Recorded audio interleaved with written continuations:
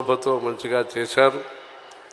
కామాక్షి కామాక్షి అని 3 అక్షరాలు. ఆ 3 అక్షరాలు మనకు అవసరమైన అన్ని అనుగ్రహాన్ని అందిస్తాయి అని లలితోపాఖ్యానం అనే గ్రంథంలో చెప్పబడినది. కామాక్షీతి త్రయో వర్ణాః సర్వమంగళహేతవః అని లలితోపాఖ్యానం అనే శ్రీ విద్యా గ్రంథంలో ఇలా చెప్పబడింది. సర్వమంగళ మాంగళ్యే శివే సర్వార్థ సాధికే శరణ్యే త్రంబకే గౌరీ నారాయణి నమోస్తుతే అని ఏ పద్యాల్ని మనం చదువుకుంటున్నామో అలాంటి సర్వమంగళాన్ని ఇచ్చే అమ్మవారుగా కంచి కామాక్షి అమ్మవారు ఉన్నారు. విశాలాక్షి, అన్నపూర్ణే విశాలాక్షి అఖిల భువన సాక్షి అంటారు. అలా త్రిశక్తికి పూజలు చేస్తున్న కార్యక్రమంగా ఈరోజు ఈ కార్యక్రమాన్ని చేస్తున్నారు.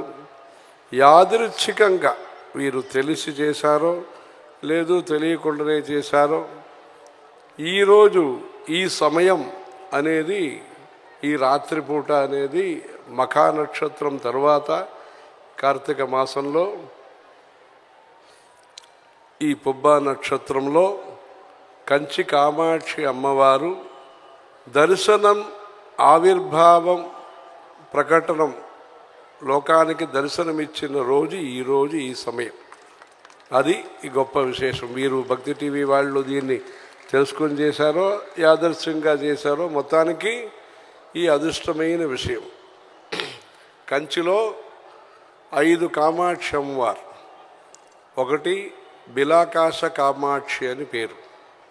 గర్భగుడిలో 5-6 ద్వారములు ఉన్నాయి.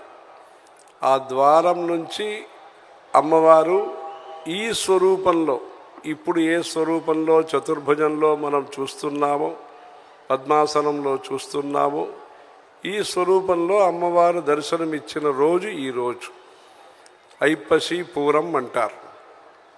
ఈరోజు సంవత్సరంలో ఈ ఒక్క రోజే ఆ బిలాకాశంలో అమ్మవారికి పాలు అభిషేకం అనేది జరుగుతుంది.